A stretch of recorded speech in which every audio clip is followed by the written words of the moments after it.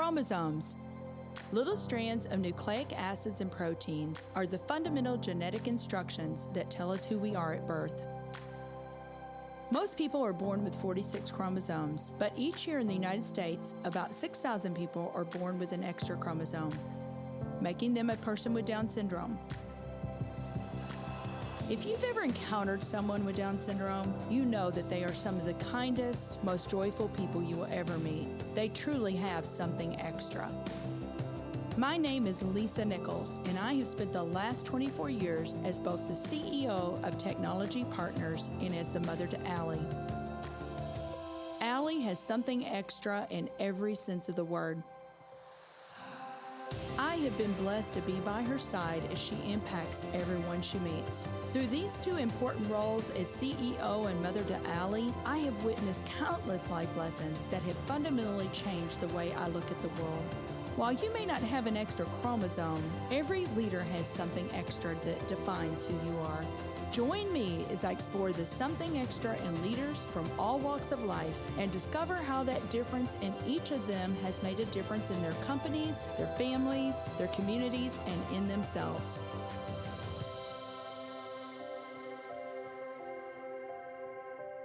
So, Jenny, my goodness, I'm so excited about this episode. But, this episode really wasn't intended necessarily to be released, was it? And we just it was a crazy time in the world. What time frame was this, Jenny? So we would have recorded this probably in May, the end of May. So like a year or 3 years ago this week, probably. I think it was the end of May of 2020. Yeah. 2020, yeah. And so here we had, we've been doing the podcast. We started the podcast in 2018, and we're going gangbusters, and we built this. In fact, you're sitting in it today, this gorgeous podcast room that was just with all the right equipment and everything. And then all of a sudden, I think it was around May 18th or March 18th, the world shut down. And we're like, okay, well, we've got enough podcast in the hopper to make it another month. And then we're getting into it and we're going, we think it's going to be longer than a month, that we're going to all be sequestered in our homes. Right. So we all got together, the engineer and the producer and you and me, and said, what are we going to do now? Yeah. So yeah, our amazing engineer, Daniel, gave us a whole bunch of links to equipment to buy. We bought it, sent it to my house, and so the episode that we're going to air now is that test of that equipment. That's basically what that was. Yeah, it was our first time that we had tried doing all of this virtually. And so it was really funny because I can't remember who recently said to you and I, now I want to hear a podcast with you and Jenny. It was Zach Clark. Was it Zach Clark? It was Zach Clark on his episode. At the end of his episode, we were just talking, and he said something about, you guys need to do an episode. It was something about, he said people who complement each other, I think, is how he got into that. And he said, you guys need to do an episode about, you have your strengths and Jenny has her strengths. And I said, well, there actually is an episode. That's right. And we should pull it out. And so that's precisely what we did. Yeah, I think really, and I loved what he said. He's just such a dear friend, and, our listeners can listen to his episode when it comes out. But he had said Jenny plus Lisa equals something extra. That's right. That's what that was. That's right. Yeah. So I loved that. But Jenny, like in the beginning, tell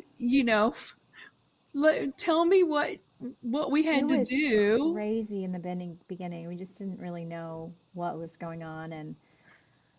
And so we scheduled podcasts. We were able to open it up to people who didn't live in St. Louis or weren't in St. Louis, because previously we had only done in person either you traveled, you did it whenever you were at a conference with people who are also at the conference, or people who are in town just in St. Louis, or people who live in St. Louis. So those were the only ones we did. And all of a sudden it opened it up to the whole world. So our first few episodes, one of our very first virtual episodes was Albert Pujols. Oh, you are exactly right. Because he was Yeah, sitting in California and he we're was. here. And yeah, that was Yeah, amazing. And then Todd Perry, of course, was here. right. So yeah, I forgot about that. Yeah, that's probably Yeah, one of the first that was virtual one of ones the we first did. ones. Hmm. And then we bought 3 um, boxes of podcast equipment we put together, and with microphones and stands and headphones. And whenever we did someone in St. Louis, I would drive to their house with my mask on and leave it on their front porch, and then call them from the car, and sometimes sit in my car and try to connect with them to make sure that it worked. Right. Um, that was crazy. I spent a lot of time doing that, and then we decided that it was taking just too much time to do Hmm. that, and the sound quality wasn't that much better with the microphones. So, Right. And so many people now, because we've kind of moved into this virtual world or hybrid right. world at least, a lot of people gone out and bought People, their own microphones and yes, external mics and yeah. cameras In and all fact, kinds the of things. podcast mic that we use, we had purchased 2, and we decided we needed another one. And it was on back order for about 6 months. That was in Hmm. summer of 2020. Yeah. Crazy time. Yeah. Well, I'm so excited to share this episode because anybody that knows me most Mm. likely knows you. Hmm. Or has And emailed me. we're kind of a package deal, Jenny and I are. But now let's see. You've worked for us for how long now, Jenny? 11 and a half years. 11 and a half years. And Yeah. so, yeah. So, but anyway, I hope that our listeners enjoy this. You get a little bit more insight into Hmm. Miss Jenny Hill. My That is past life. yes, that is the most amazing, amazing person. The best EA, the best second brain on the planet, in my opinion. So enjoy, listeners. Thank you. I am thrilled to have Jenny Hill on the show today. If you know me, most likely you know Jenny. Jenny has been my executive assistant now for 9 years, and I literally could not keep all the plates spinning if it were not for her. I wanted to give our listeners a chance to get to know her. What you may not know is Jenny comes from a deep theater background where she spent years in New York and was staged at St. Louis before joining the Technology Partners family. Special shout out to someone Jenny and I both know and love, Jack Lane, as it was Jack who connected us years ago. So, Jenny, I am so excited to have you on the show today. I am so excited to be here. And I see that you're at Hogwarts. I am How is that? secluded. We have no cases of COVID-19 here yet. That's wonderful. Have you seen Harry today? I have not. He's quite the celebrity. So, Jenny, tell me, what was life growing up like for you? Oh, gosh. I grew up in Belleville, Illinois. Typical small town. I went to several schools in Belleville. We moved around a few times.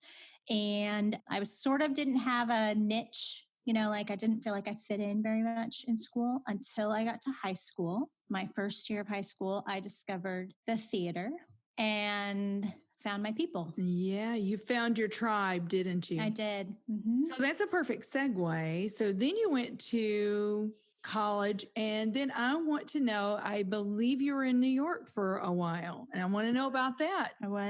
I was in college. I was a chemical engineer major for 2 years, and that was terrible. And then I became an education major for 2 semesters. And then after teaching for JA for 3rd graders, I decided that was not for me. And then I moved into theater. And so I was in college for 7 very long years. Then we'll call it my junior year. It was my 5th year of college. I got a job at the Muni in the summer, and I was a production assistant, and I worked at the Muni for 4 years. And then when I graduated from college, I moved to New York and I lived there for 2 years. Okay, so you worked at the Muni. Can you remember one of the shows that you absolutely loved? What was your favorite show to work on when you were there for 4 years? Do you remember? My favorite cast was 1776. Ooh. Not the best show, as shows go, very long and tedious. However, the cast was my favorite. They were mostly men. There were only 2 women in that show, and they were hilarious. And we had a really, really great time. Got to work with some really funny people. Do you keep up with any of them today? Did any of them go on to be on Broadway? Well, yeah, so most of them had done Broadway before. Oh, good. Probably the biggest name in that show was Gary Beach was his name. He played Richard Henry Lee from Virginia. He was the original Roger in The Producers. Very good. And he was also in Beauty and the Beast. He was Lumiere in Beauty and the Beast. And he actually just recently passed away last year. Well, that's sad. Well, tell me about New York then. And I think you probably have some pretty fun stories from your New York days. So you moved to New York. And how old were you, Jenny? 26. 26. And you moved there on your own. I moved there after a breakup. In fact, 1 month. So you were running away from a boy? I was. I was devastated. And I moved 1 month later, just picked up and called my friends from the Muni who all live in New York. And my friend Gary said that he had a dining room that I could live in for as long as I wanted to for $750 a month. Oh my goodness. Now, did you have access to the restroom? Yes. Yeah. You lived in the dining room. I lived in the dining room. Access to the restroom. I did. It was a 1-bedroom apartment in New Jersey overlooking the Hudson. So we were at about 66th Street, Manhattan. If you look straight across was our building from there. So it was a beautiful view. So what did you do once you got there? So I got a job 2 days before I left. And Gary, my roommate, was the stage manager on A Christmas Carol at Madison Square Garden. And he had talked to the producer, and the producer said, hey, our Scrooge needs an assistant. And his name was F. Murray Abraham, the Scrooge. You may know him from Amadeus. He was Salieri in Amadeus. He was also in Finding Forrester. And so I got to New York, and that day I went to Radio City to meet with the producer. And then he told me that Murray wanted to meet me the next day. And this was like 2 days before rehearsal. So I went to Murray's apartment on Fifth Avenue, and he wanted to go through the script. So I was reading it to him, and then he wanted me to sing him the songs. And I had never seen the show. Oh my! I got the script that day. But he wanted you to sing him the songs? Yeah, he wanted me to teach him the music. Okay. And I said I didn't know the music, and he got very angry with me and told me to leave. And then rehearsal. Wish somebody had prepared you for that. I know. Well, no one really knew he was going to do that. Right. So, I mean, I was hired to like get his laundry and not teach him the song. No, like I was like a personal assistant. Right. I wasn't like a production assistant. You know what I mean? Sure. How do you pivot from something like that? I mean, I went to Radio City, and I went to Jeff, and I was like, he wants me to know the show. What do I do? And Jeff gave me the video of the show from the first season. We were on season 8 at this point. And I went home and I watched it all night long, and I learned everything. You learned every song and all of his choreography, all of the music, all of his lines, everything. I learned everything. Wow. All night. I didn't sleep. And then I went into rehearsal, and then he fired me 4 days later. Oh no. What? Were you able to warn the next person, Jenny? Well, he didn't get another assistant. Wow. He didn't want one. Amazing. So on the 4th day of rehearsal, I went in and I said, Mr. Abraham, this clearly isn't working. And he said, don't give up on me yet, kiddo. And he made me sit in rehearsal and yell at me all day. And then at the end of the day, he called me aside and he said, I don't think this is working. Well, I hope I've never yelled at you, Jenny. You are the best boss. Oh, he would be the worst boss. But it actually was a blessing in disguise, because the producer felt so sorry for me that he hired me to work in the office, and I fell into company management office with them. and I became a company manager. And I did for another 10 years. Yeah. So that's where you got tons of your organization skills, I bet. Oh, my word. Yes. In business, the tendency is to seek out partners who are bigger, faster, stronger. When it comes to IT, you should be looking for smarter, faster, better. That's just what you'll find with the talented technologists at Technology Partners. Our experts develop custom solutions to tackle your most complex challenges, all to simplify your processes in the smartest, most efficient way possible. The time to be swift and nimble starts now. Go to technologypartners.net/solutions and see what's possible. So I believe where we left off is you basically got fired. I did. From your job in New York. First and last time that I have ever been fired. So what happened then? Because obviously you're back in St. Louis. You don't live in New York anymore. So the producer called me aside after rehearsal that day when he heard that Murray fired me and said, please come to Radio City next week. We'll find you something to do. So I went to Radio City and started just doing odd jobs around the office, which was cool. You know, the Radio City Rockettes were in rehearsals, I guess, at that point. So I was riding the elevator with them every day. Did you learn how to do the kicking and sink? No. I did get caught in an elevator when the elevator stopped with about 12 Rockettes. And we were stuck for about 5 minutes and they were freaking out. Oh, really? Yes. I was just like, everybody stay calm. You were the voice of reason. They're giant elevators. They're huge, like the elevators they have at hotels that they move stuff around in. But they're beautiful, but they're very large like that. So a lot of people can fit in there. And then I fell into the company management office. They really liked me and started giving me things to do. And that took the pressure off of Jeff, the producer, to find things for me to do. So I became their assistant. So how long did you do that? I did it until the show closed. I went into January with them to clean up. And then I was unemployed. That was the theme of New York. Unemployment. Oh my goodness. So what did you do then? Then I sat in my apartment for 2 weeks and I ate Ben and Jerry's and watched The West Wing. Because, it was freezing. It's January, February in New York and it's cold and sucked. And you spent money every time you walked out the door for a bus. And, we were about a 15-minute bus ride to the city. Once you got in the city, you had to eat. And for 2 weeks, you ate Ben and Jerry's. Yeah. And then my roommate, again, was a stage manager, and he was set to go on to the producer's national tour, second national tour. And before they did that, they had needed rehearsal with Martin Short and Jason Alexander in town for 3 weeks because they were going into the first national tour, which was sitting down in LA. LA, they always bring in big names to do that. And they needed rehearsal, and either Jason Alexander or Martin Short, one of them, they both needed an assistant. And so Gary asked if I would be one of their assistants. And I was a little leery after my first experience. I would imagine. Celebrity assistant. But I said yes because I was poor and needed a job. And so I was assigned to Jason Alexander, and he was absolutely lovely. So they assigned you. You didn't get a choice between Martin Short or Jason. I didn't. I would have picked Martin Short, which would have been a mistake. Okay.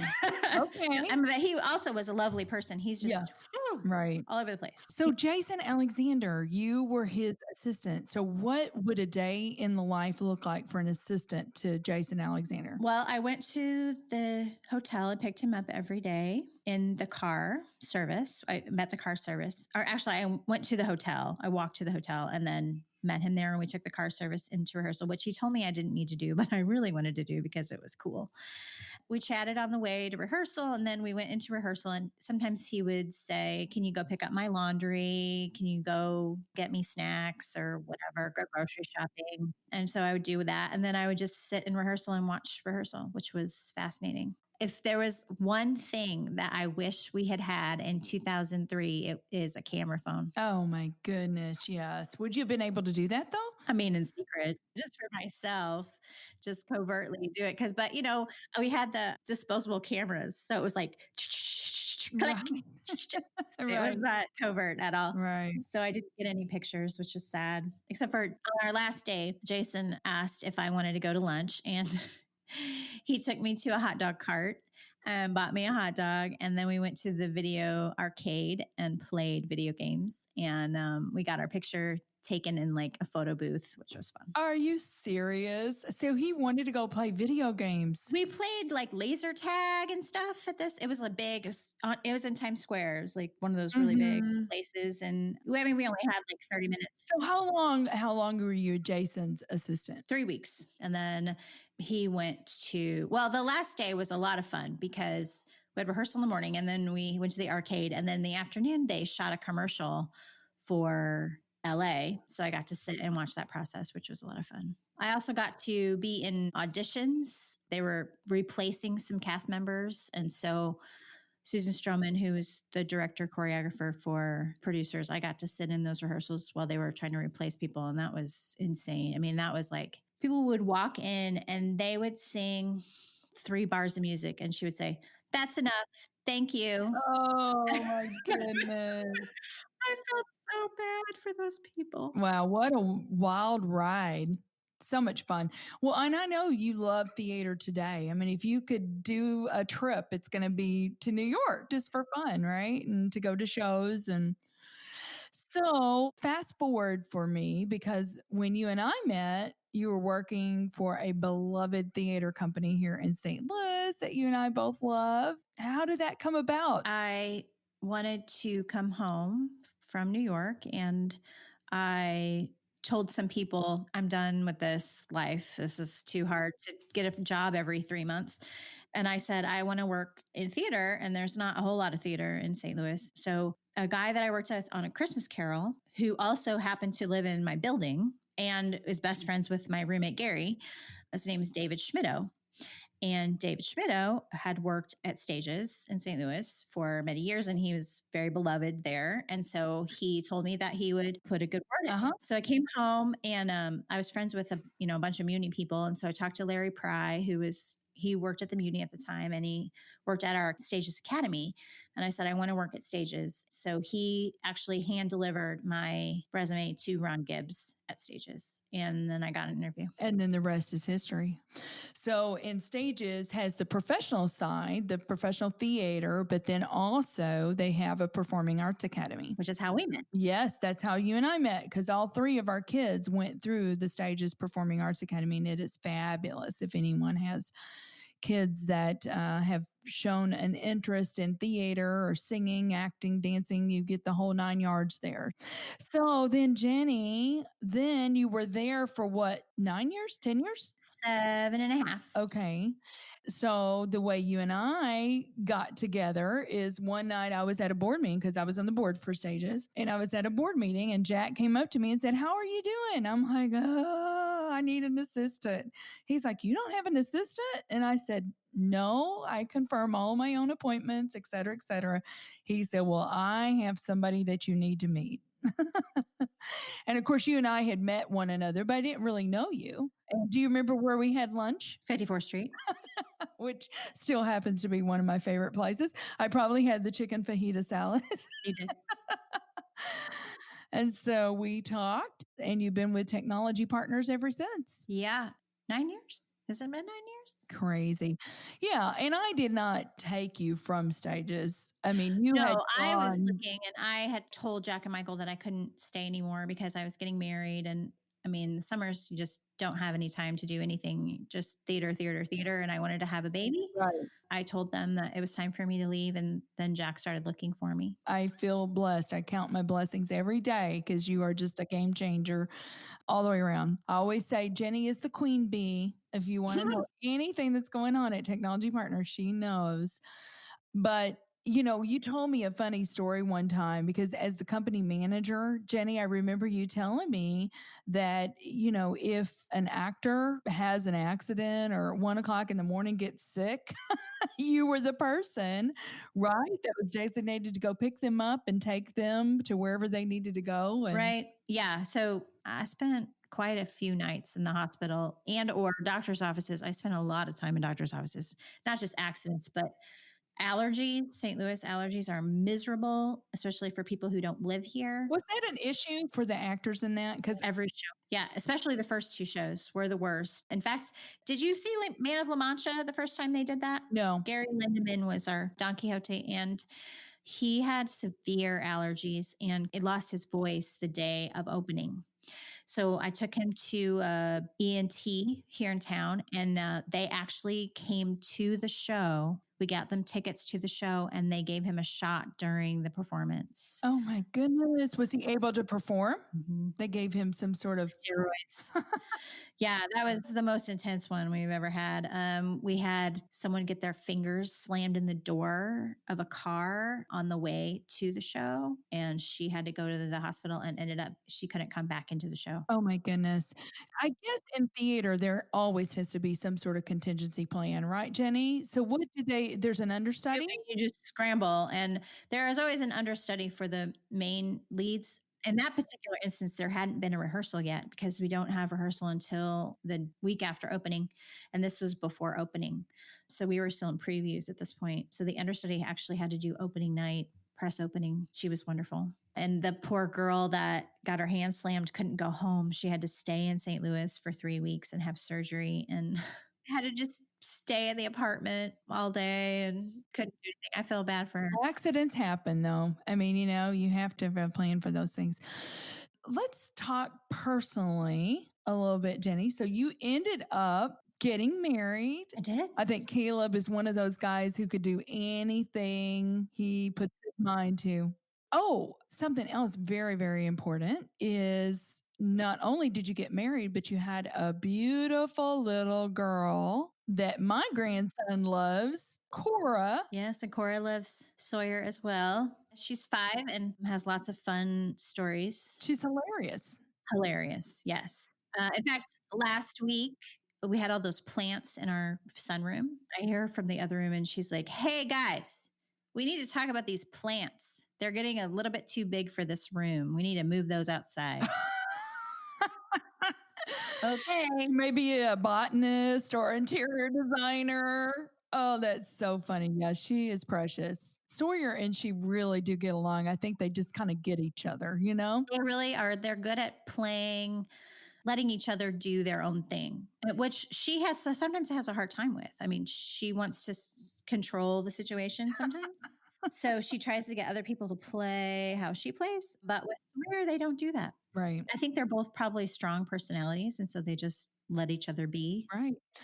Jenny, I'm putting you on the spot here, but this is something extra. What do you believe is the something extra that every leader needs? What I think every leader needs is empathy. That's a good one. I think that leaders need to be able to go into the shoes of the people that they lead and be able to understand where they're coming from. There are expectations, of course, that have to be put on people, but you also need to be able to understand and to change the rules if the rules need to be changed in a specific situation for someone. Right. Which I think you and Greg do amazingly. Oh. I mean, you always take every situation for what it is instead of saying, this is our policy and we always stick by our policy and this is what we're going to do. And I'm sorry. And that's just it. I mean, you're probably the most empathetic people that I've ever worked for. Okay. Now you're going to have me crying. Now I'm getting teary-eyed. Well done.